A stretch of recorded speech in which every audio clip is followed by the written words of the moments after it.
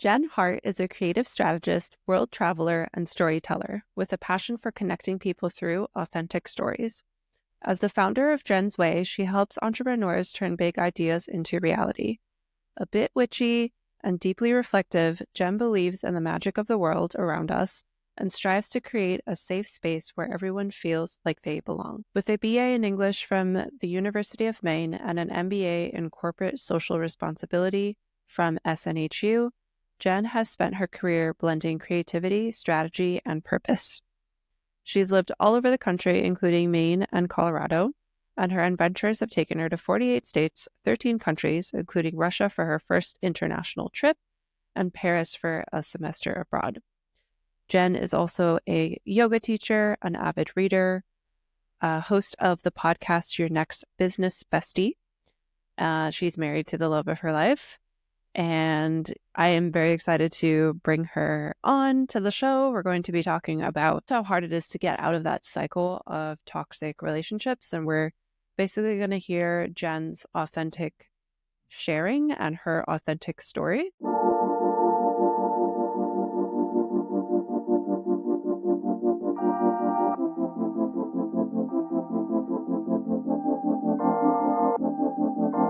Welcome to Openly Spoken, the podcast to help you show up, speak out, and be seen in healthy relationships. On this show, we talk about self-love, sexuality, relationship tips, including ending the cycle of toxic relationships, and healing and thriving after heartbreak. Hi, I'm your host, Celia, and I am a certified sex, love, and relationship coach, helping ambitious women with a history of toxic relationships feel deeply connected in healthy love. These are such important topics that every woman deserves, so if you could leave this show a rating and a review on Apple Podcasts or Spotify to help more women find this, it would mean the absolute world to me.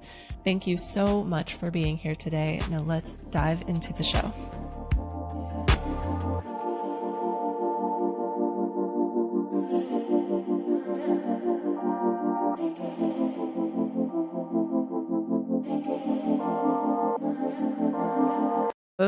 Thank you, Jenn, for joining me.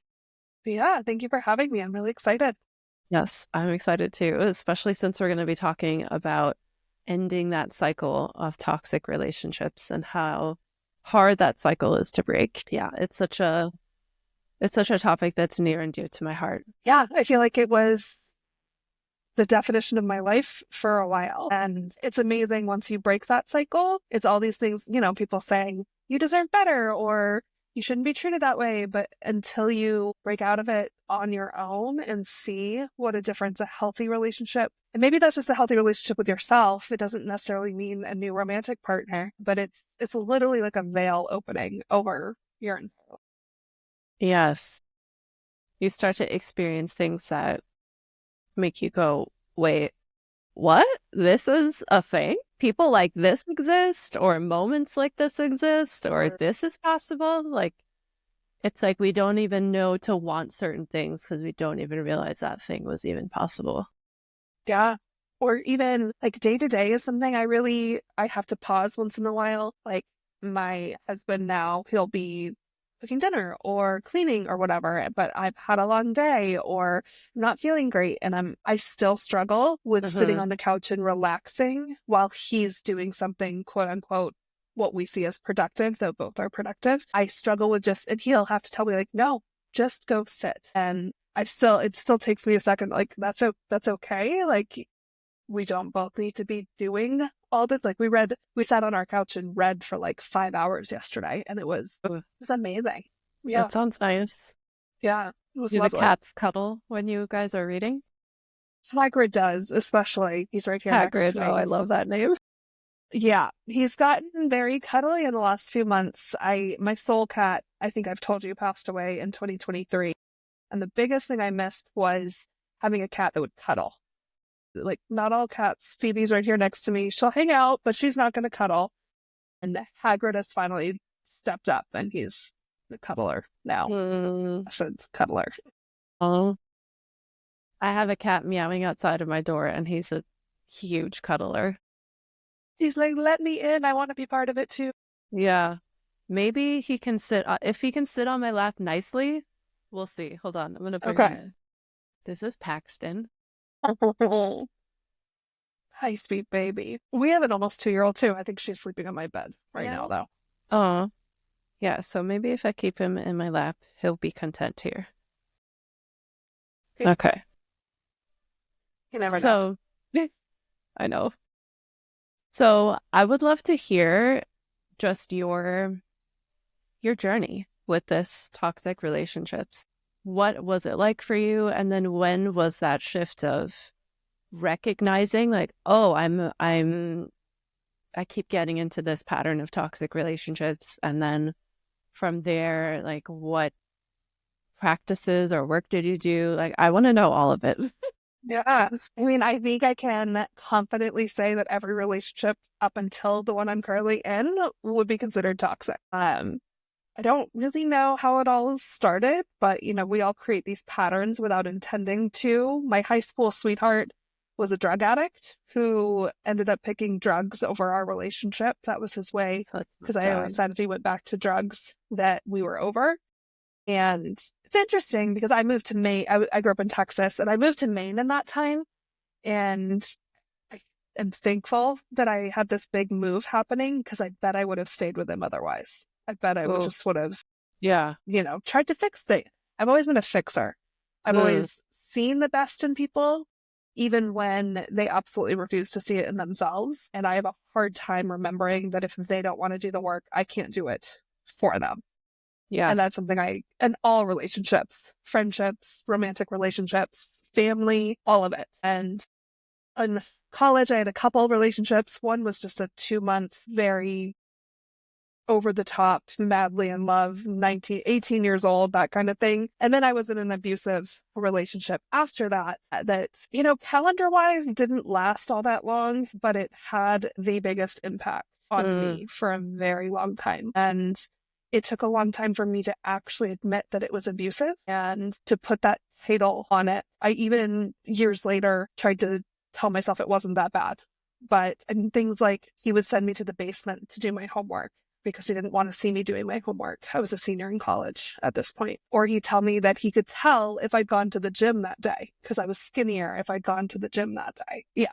Very twisted, very abusive. Yeah.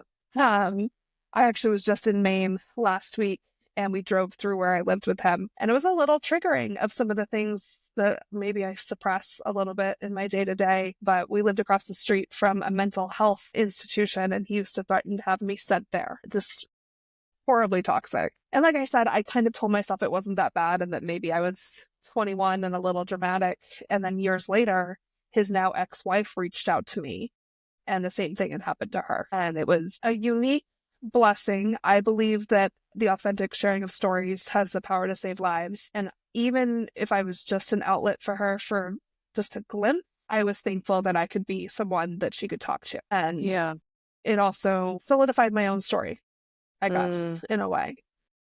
And from there, you feel validated when you know that it wasn't just you.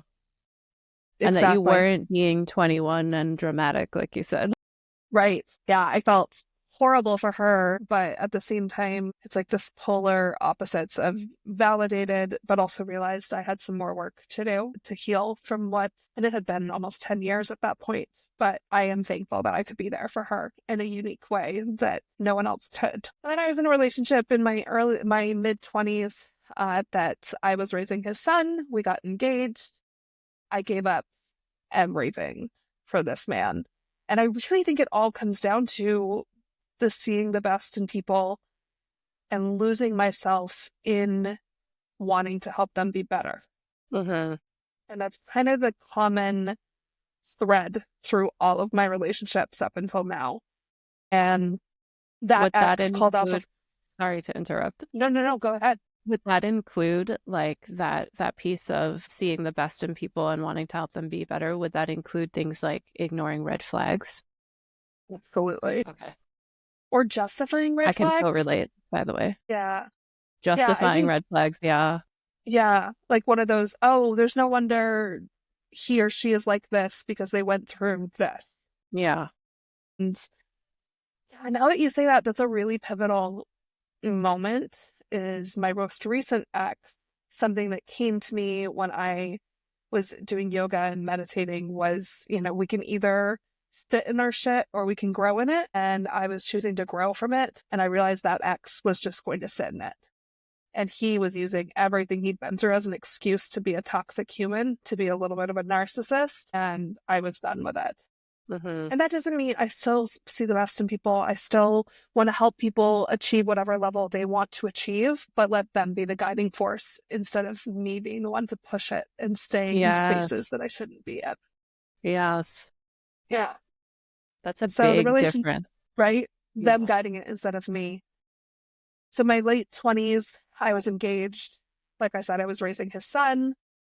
I gave up my everything for this man. We started a business together, a construction business, and it plummeted me into almost $80,000 in credit card debt, which I'm still digging out of. I have $15,000 left to pay off. It's been 6 years.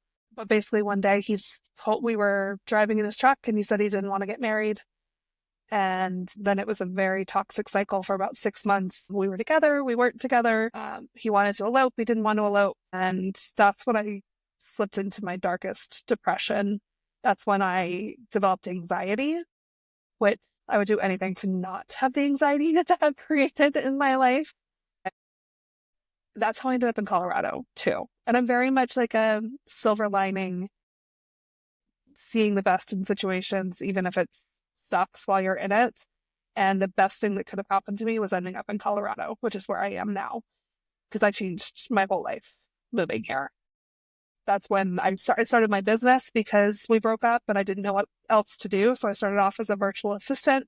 I'm now a creative strategist helping small business owners make their big ideas a reality. But I still ended up in a toxic relationship when I moved here for the first 4 years. And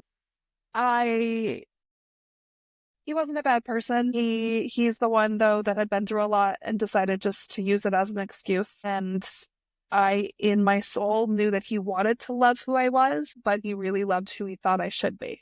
And I was never going to be who he thought I should be. And it's things like my business is important to me. If any of your listeners follow astrology, I have a lot of Capricorn in my chart. I'm very driven. I'm goal oriented. And if I told him I had a new client, it was, so you're going to have less time for me. It was about, everything was twisted to be about him. And I knew better. That was the hardest thing is at this point, I'm 30 years old and I knew better. And my friends knew I knew better. And everyone just kind of wondered why I was continuing to put up with it. And I remember people used to ask me, how are you and him doing? And I would say, it's fine. It's whatever. It's on autopilot. Everything else in my life is great. Stuff with him is fine. Yeah. And fine wasn't enough, finally. And my husband and my story is crazy. We get a lot of shocked looks. So January of 2023, so 2 years ago, he and I reconnected. He was supposed to be the best man in my first wedding. He grew up with my fiance. And when I just say that part, people think like he stole me at the altar, but it was, 5 years later. So we reconnected. And I just remember thinking this man who barely knew me was so excited to hear about every dream I had, everything I wanted for my business. I was hosting my first women's retreat. He's blue collar, so I bring up tarot cards and oracle cards, and my ex would have just ignored it. But I remember RJ asked me to pull cards for him. And it was like this moment of, oh, somebody can actually want to be interested in what just because I'm interested in it, he wants to hear about it. And that was a big struggle with my ex too, is he'd never asked about anything going on in my life. And he'd always say, that doesn't mean I don't care.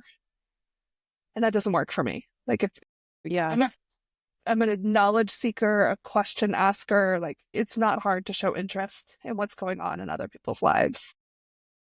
But my husband really just showed me that it was okay to be me. I mean, I never planned on dating him. I actually thought that it was that he and my ex were like setting me up and making a joke of me by him reaching out. Like I did not, we were just talking about this last night, actually. I did not believe him at all. But long story short, we started dating February of 23, very shortly after I broke up with my ex. We got engaged in May. And we had our wedding that October. And he moved from Maine to here that May as well with our daughter, who I'm in the process of adopting. But I just kind of decided that enough was enough. And I feel like the universe showed me, like, okay, we've sent you enough signs that my ex wasn't for me. Here's this man who sees you and appreciates you. And I remember looking at Pikes Peak one day and thinking, I didn't move to Colorado to settle for less. And that's what I was doing in my relationship. I am celebrating you that you are in a relationship where someone is showing that interest and sees you for who you are. And I'm curious if that was triggering at first and what you did about that. Because that's very common. Yeah. I think I still have moments that I don't believe that. I mean, even like the sitting on the couch, I think there's a subconscious level that thinks that later on we're going to get in a fight because I chose to sit on the couch. Yeah. And it's really uncomfortable when you get used to being in toxic relationships to be in one that's not anymore. Yes, I agree. Your entire, like, you've become so used to toxicity that it's become like this balancing point, and now you're off balance because, which seems so backwards, but you're off balance because someone isn't toxic. Yeah, I think it's like your nervous system is so used to the threats and responding to the threats that when the threats aren't there, you're like, I know there's something. I know there's a lion somewhere. Yeah. And I mean, every once in a while, I still have all but one of my exes cheated on me. And so, that's a big one for a lot of people, is like having the trust that you really found somebody that values you and your relationship enough to be faithful. And I believe in big leaps of faith. But that doesn't mean that my subconscious doesn't get in there sometimes. And we're 2 years in now, which is still very new. We had this moment the other night, like, we got married really fast, but we just both knew we were all in. It was what we wanted, and it's worked. He is my absolute best friend. But I absolutely still have those moments that you're waiting for the other shoe to drop. Yeah. And just expecting the fights and expecting. I think that one of the weirdest moments was we had a disagreement about beliefs. And at the end, he said, I really value what you said, and I'm going to think about it more or something. And I was like, you mean we're not going to just like fight and neither one of us apologize and shove it under the mat for another day? What? So receiving apologies is very uncomfortable for me, for sure. Yeah. Yeah, it's so relatable. For me with fights, I go into like, it's done. Like, he's going to leave. That's for me, my biggest thing is like this abandonment wound that I'm very aware of, and it gets triggered in fights. I'm like, oh crap, he's done. He's gonna divorce me. Yeah. It's amazing, the old stuff that comes up no matter what. Or like the ex from college that used to tell me I was crazy. And my husband will tell me I'm crazy all the time, but not in a serious way, but I expect it sometimes. And sometimes, we are irrational human beings in moments, and he doesn't hold it against me.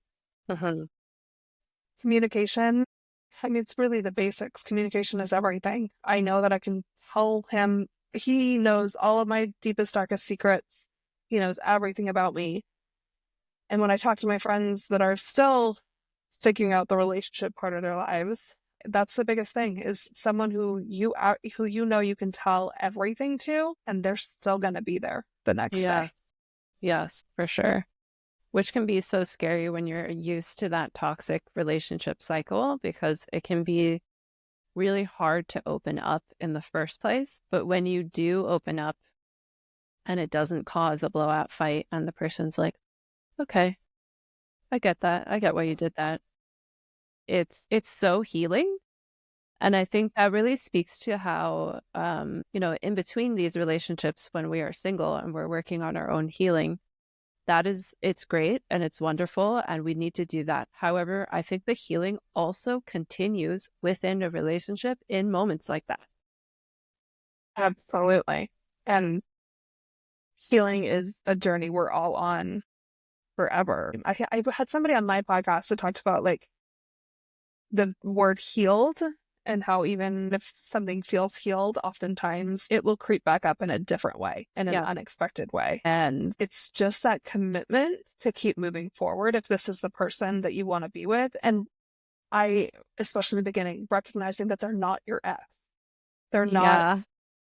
And that can be hard, especially like for me, where every relationship I'd been with was primarily with narcissistic, toxic humans, to believe that it really could be different this time and have it be that way.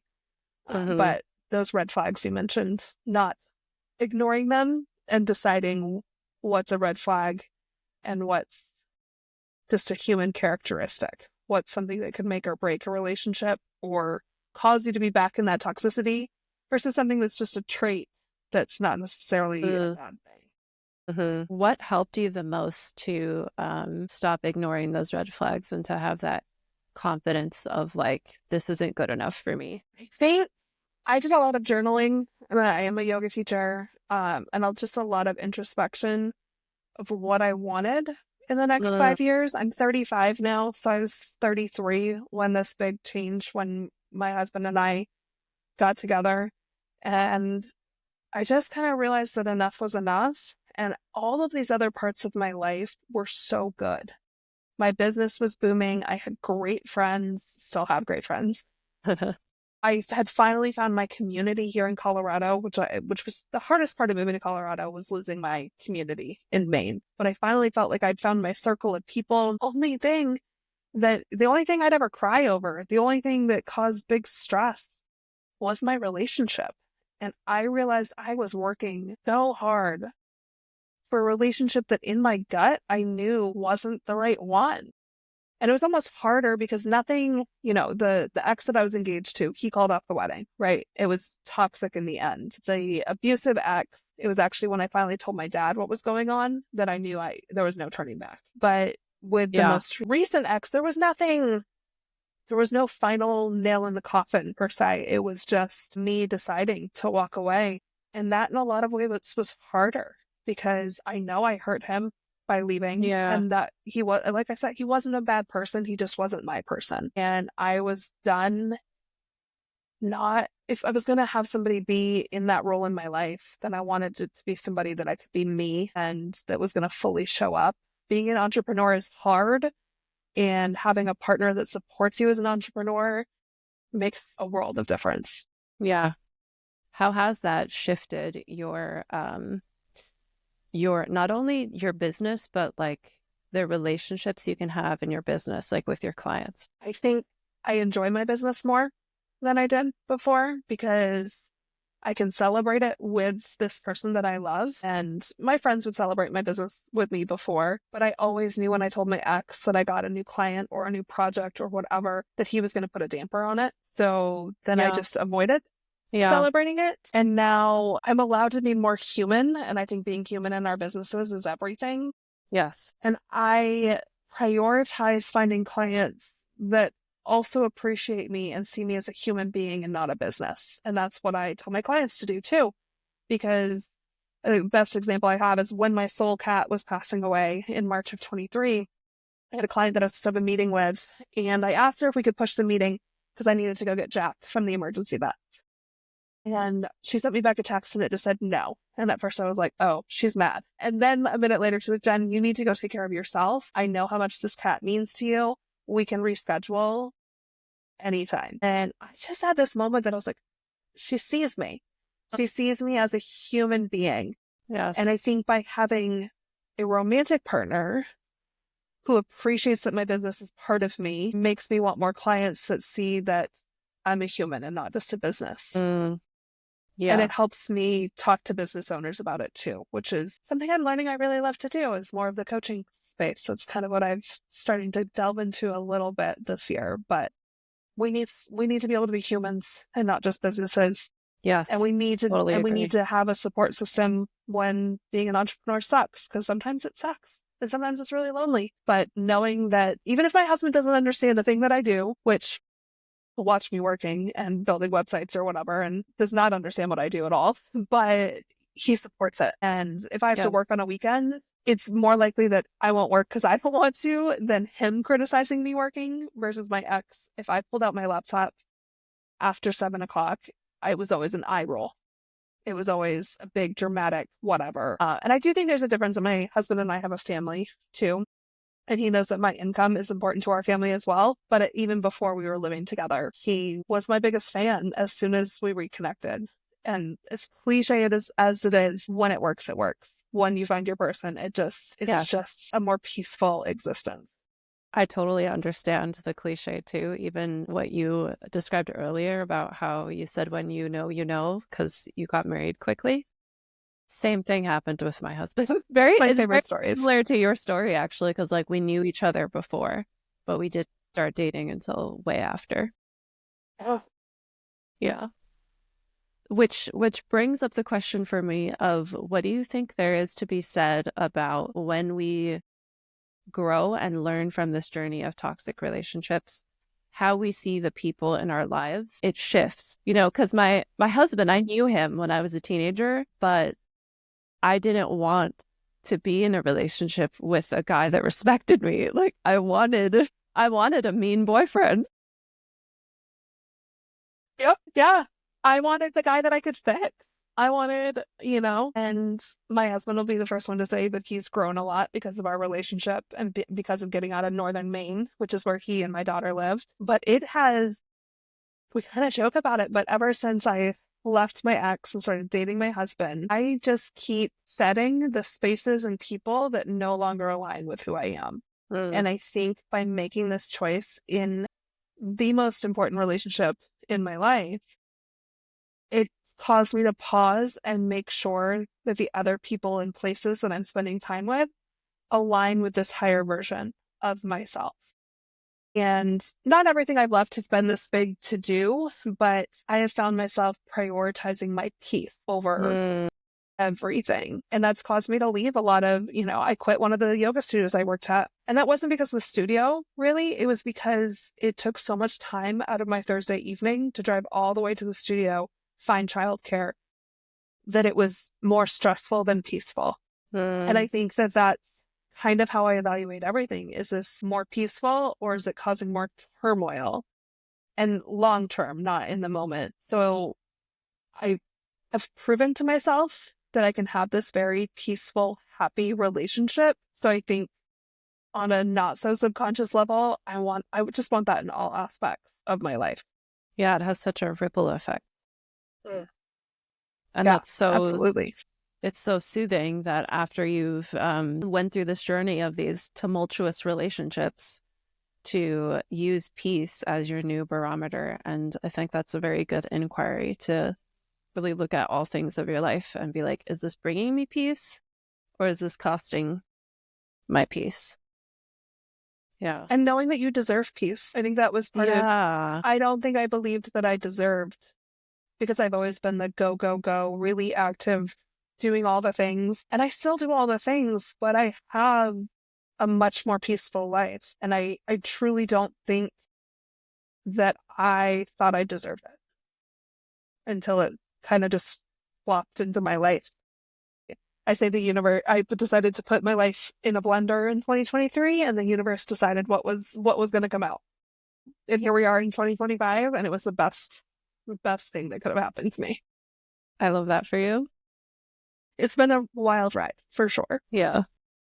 And when did you start your yoga practice, and how did that have an effect on your relationship journey? Because for me, yoga practice was a huge pivotal practice. Yeah, it's interesting. I started yoga in 2012, but not in any sort of wellness capacity. I have a history of eating disorders and body dysmorphia. And for me, I was like, oh, yoga, maybe that will help me lose weight. And that's why I started yoga originally, was a way to lose weight. And so it was not a consistent practice for me for the first few years. Okay. And it was when I moved to Colorado that I really dove in to my yoga practice. There's a studio. It's actually the studio I stopped teaching at last year, but Cambio here in Colorado Springs, that's donation-based. And when I first moved to Colorado, I was broke. And I had that $80,000 worth of credit card debt that I mentioned. So if I was going to do yoga, it had to be cheap. And Cambio's donation-based. And so I was at the yoga studio 3, 4, 5 times a week, getting as much practice in as I possibly could. And I went through yoga teacher training in 2020. And if you told me 7 years ago that I was going to be a yoga teacher, I would have laughed you out of the room, because there's no way I was going to be in front of people doing something physical. Absolutely not. But I say that my yoga mat is where I pulled myself out of my depression from the relationship in Maine. And yoga was the start of my wellness and energy journey in all aspects. It opened me up to tarot and oracle and believing in the energies of the universe. And my daughter calls me a witch, and I am definitely witchy. That's great. When she'll be like, my mom's a witch. Great. But yoga was what opened the door to that. And that message that I received from Pikes Peak, that I moved here for more, not to settle for less, I don't think I would have ever been open to receiving that message if it wasn't for my yoga practice. And yoga was just kind of the gateway to all of it, and to me really finding alignment in my beliefs and my practices. Yes. Thank you for sharing that yoga was your gateway, because I feel like I talk about mindfulness in almost every episode, every solo episode at least, because it's such a foundational practice to love yourself more deeply, to know yourself more deeply, to have those healthy relationships. It really is truly life-changing. Yeah, it's funny because people who haven't done yoga, I feel like yoga has this stereotype, but it's accurate. The stereotype of mindfulness and connection and the community I found through yoga. That was a big part of me finally establishing a community here too. Because even doing yoga teacher training online, we all had this unique bond of having done yoga teacher training through a screen, which teaching live people versus teaching people on a screen is a very, very different experience. But it was so essential to me really finding a community of like-minded people that helped me see that I deserved more in my personal relationship too. Yes. I love too that you said that you never would have, like 7 years ago, you never would have believed someone if they said that you would have taught yoga. I feel like so many yoga teachers say that, and a lot of people, myself included, will go to a yoga teacher training simply to deepen their own practice. Or for me, I was very concerned about getting injured in a class, because teachers can't, be watching every single person at all times. And it's such a life change. Like going through yoga teacher training, I would say, is even more life changing than going to yoga classes, because you learn a little bit more about the intention behind every single thing. Like one example is you learn more deeply the intention behind Shavasana, that you're practicing dying. And in most everyday yoga class, your yoga teacher is not telling you like we're practicing dying. But when you're going through the training, you learn about that, and you really learn about all the little things in depth and why they're helpful. And so everybody go to yoga teacher training.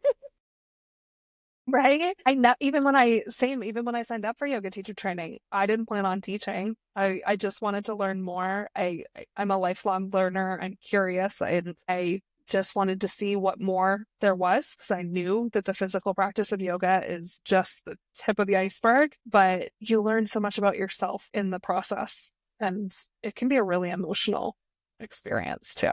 Yes. Okay. So where shall we meander next with this piece about breaking toxic relationships? I'm curious, what was your experience like being single in between the toxic relationships? I didn't stay single long, and I should have.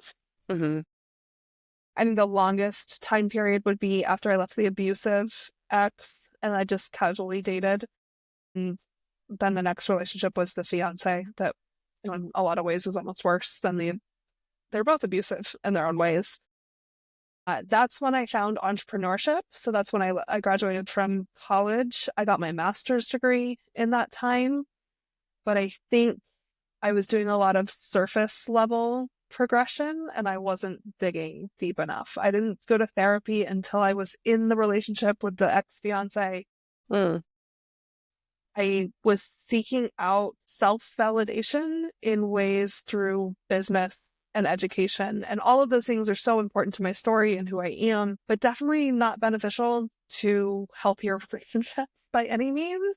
I definitely never really dealt with recovering from the abuse for sure. I just moved on. And in some, I moved in with my parents after college graduation. I was working 2 jobs plus had a home business. So I was just diving into those very surface level categories of life and not even thinking about what I had left or what would be next in a relationship. And it was 4 years between those relationships. And I sometimes kind of can't even believe it was that long because it felt like the blink of an eye. And then I was just in another relationship all my relationships moved really quickly, but typically out of necessity and not out of want.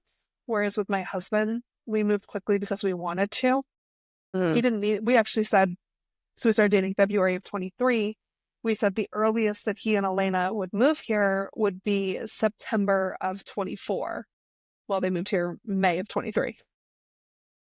We this long distance was not our thing, but we chose to move up that timeline because we wanted it. Whereas my fiance that I was with, he moved in with me because he needed a place. Or the abusive ex, I moved in with him because my apartment had mold in it and I needed a place. It's out of necessity and not out of choosing. Yeah. Yeah. But and then the time period between the ex-fiance and the relationship here was only a couple months. And sometimes I think I just fell into that next relationship because I was new to Colorado. He was amazing at showing me places to go, things to see. I didn't give myself any time to reset between relationships or to dig deep. So honestly, emotionally, I was checked out of that relationship long before it was over, which is something I read and see a lot of, especially women in relationships emotionally long before they do physically. Yeah. And I think I started to do that work on myself while I was still in that relationship. And that was the yoga teacher training. That was getting into more mindfulness and meditation and becoming more in tune with who I really am. And yeah, like I said, I think I was already kind of checked out. So it's not really a period of time between relationships, but it kind of was that I was doing this inner work on myself because before that, I just jumped. Yeah. So the healing happened within the relationship before the one that you're in now. And it's always going to continue. Healing is a lifelong journey. Yeah. And we don't need to be 100% healed to be in that next relationship. Yeah, and we're messy humans. That's something in entrepreneurship I talk about all the time, but in relationships too. And it's finding that person that wants to be a messy human with you. And I love that.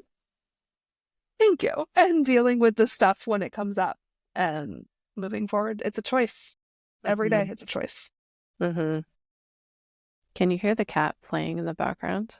I cannot. I wish I could though. But yes. Okay, good. There's good background noise cancellation. No, you're going to get kicked out, sir. I'm surprised none of mine. Hagrid's asleep next to me, but I don't know where the rest of them are, which is kind of concerning. I really love the name Hagrid for a cat. That is just the best. I maybe told you that last time we talked. Did I tell you how I ended up with him?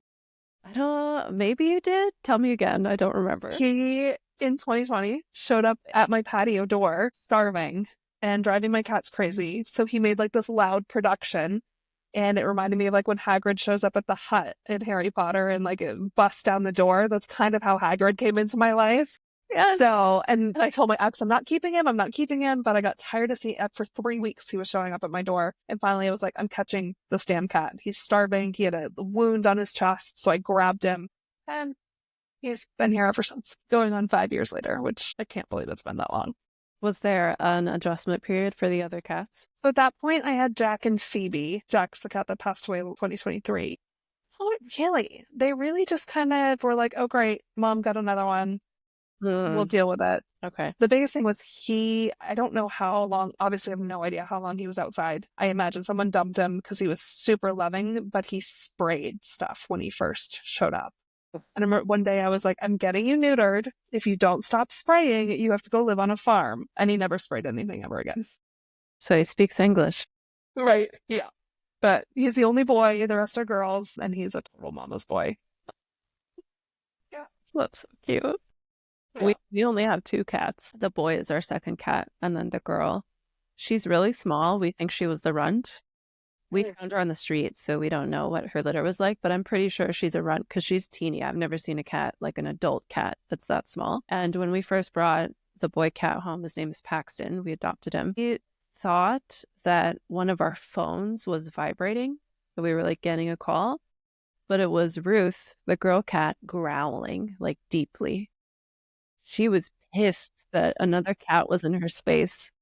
So we had to make this office like his room with the door closed and just like feed them on the opposite sides of the door, get them used to each other's scents, and then she was fine. That's so funny. Yeah, I just kind of threw Haggard in, and then it just kind of worked, shockingly. But what's funny though is actually my cats are part of my relationship stories too. My ex-fiance, they all came with you with the past relationship? Well, so I moved here with Jack and Phoebe, and then Haggard joined. And then Jack passed away, and my husband moved here with Tilly. But the big thing was my ex, so the abusive ex, his Christmas present to me one year was allowing me to have Jack live with us. And then when he got mad at me, he threatened to throw Jack outside. He would say that I had to take Jack back to the farm, where my parents have a farm. So he used Jack as a way to control me. And then after that, when I was with my ex-fiance, he was allergic to cats, but he also knew I had cats when we started dating. And he made me promise that if he was going to marry me, that I wasn't going to have any more cats after Jack and Phoebe. And I have 2 dogs, and I love my dogs, but like they love you differently. And I've always been a cat person overall. Plus, you're a witch, so witches need cats. I have to have a cat, right? But I remember he made me promise that I would never have another cat, and I promised him that. And that was like a big piece of like letting go of a chunk of my heart, because we have always, my parents, and when I saw them last week, we actually started to count up how many cats we've had, and it's a lot. But I remember thinking, even in the moment, was I really willing to give up something so important to me? And then fast forward, and the ex out here was allergic to cats, and he gave me a hard time about keeping Hagrid, but he also knew, like, I think both of us knew it wasn't long term, but I always was given a hard time about the cats.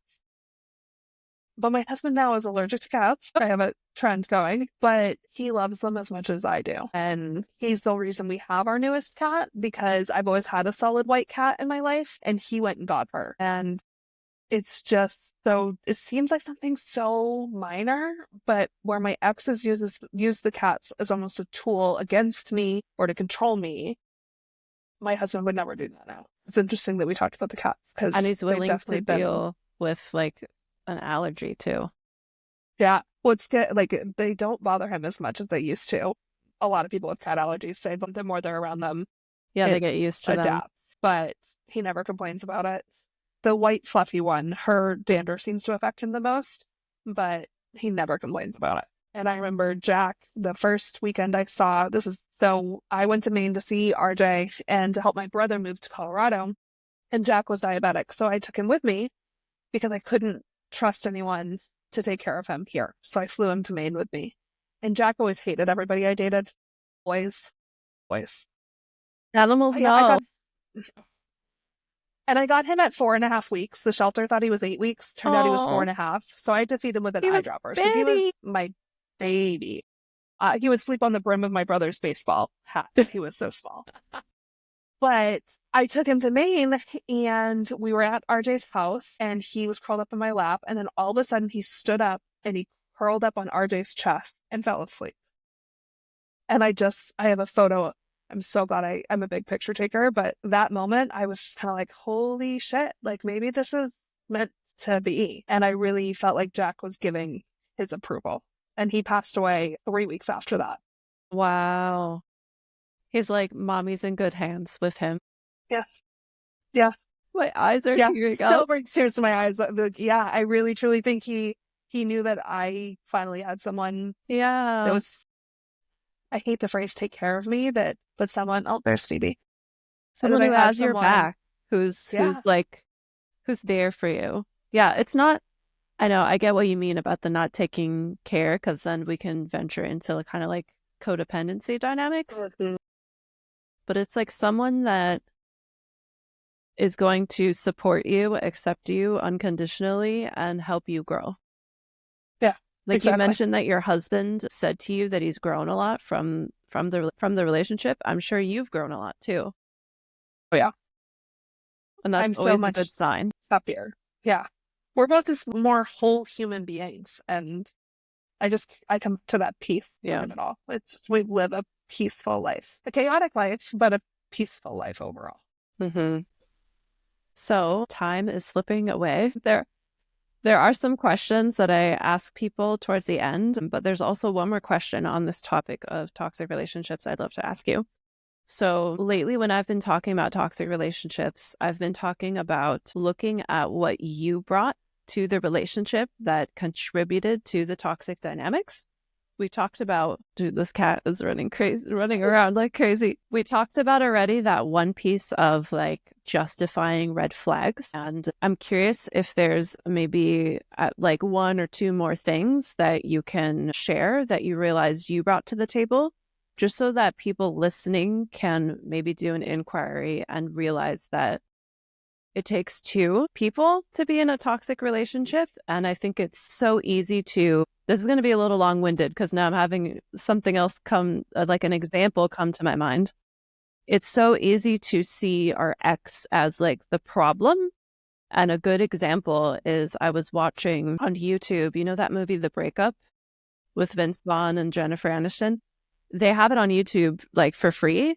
And if you read the comments, one comment really stood out to me that was like, this is a message, this is a great message for immature men or something like that. And I found it so interesting because as a relationship coach, when you watch the movie and, you know, as someone that's gone through learning from toxic relationships, when you watch the movie, yes, you see how Vince Vaughn's character is toxic, but you can also see how Jennifer Aniston's character is contributing to that and what she is doing. Like, you know, the expecting him to read her mind and not being direct with the communication. So yeah, that is my long-winded question.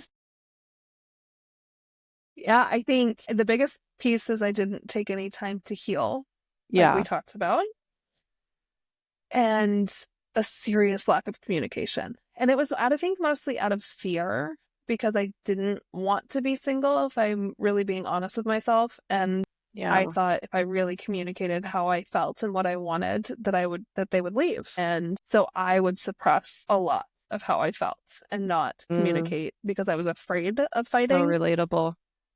Yeah. In the last relationship, when I communicated, it turned into a blowout fight that just kind of always got swept under the rug and never solved. So then I stopped communicating and I stopped relying on that relationship to be any sort of outlet for me. But I also just so desperately wanted someone, ironically, wanted someone so desperately to see me for who I was, that I think I also suppressed the things about me that make me me, because again, I didn't want to scare them off. Whereas with RJ, again, because I didn't expect to date him, it was what you see is what you get, and he knew everything. And I feel lucky that it turned into a relationship and a marriage. But with relationships, I always tampered myself down and I didn't show up as me 100%. There was always parts that I would hide or things I wouldn't talk about. But I think communication is a big one. I didn't want to ruffle their feathers, lack of healing, and not being authentically me. Mm-hmm. I've been there myself too. Thank you for sharing that.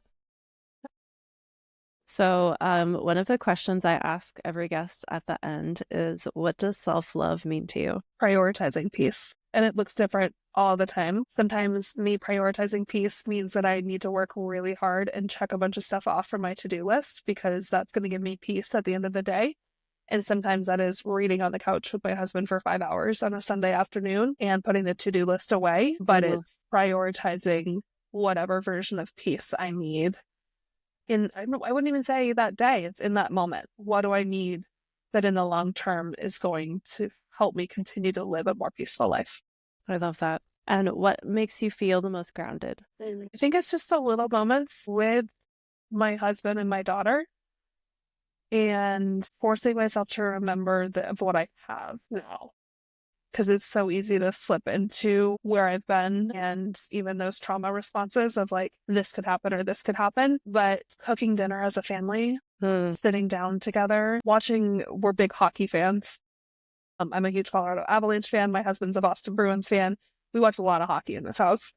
And seeing my daughter get excited about hockey, it's just being in that moment of like, this is what matters, is this family in this time and this space, and this is what we're working for every single day. I feel how grounding that feels. And then what is your favorite part about being a woman? Getting to be this fluidity between the masculine and the feminine energy, getting to lean into what messages or signs is the universe showing me, but at the same time having the more masculine energy of the to-do lists and getting shit done and being a balance of both of those. And I think it's just a really unique, incredible experience. But on top of that, and this just came to me, this would be the first time I've ever said that, is being a mom and getting in the world we live in, getting to help my daughter understand the good and the bad and being a nurturing place for her, but also, providing the discipline and structure for her, I think it's just as important. But raising a daughter as a woman is an incredibly special experience that I never wanted kids. Side note, absolutely never, ever, ever wanted kids. And I feel like the universe was like, no, you want this. And getting to experience the world through her eyes as her mom is a very uniquely special experience. Yeah, it sounds like a complete perspective shift as well, like of the world, because you see that like every little girl starts out like this. They have some sort of relationship with mom, and that sets her up for life. Yeah, very interesting. So for the people that have tuned in, let us know where we can connect with you and more about your work and all of that fun stuff. Yes, I'm a creative strategist and I'm also a yoga teacher, but I help entrepreneurs take their big ideas and turn them into reality. I like to say that my why is that dopamine hit that hits just before someone's big idea comes to life, their website being launched, their event, or rebranding, whatever it may be.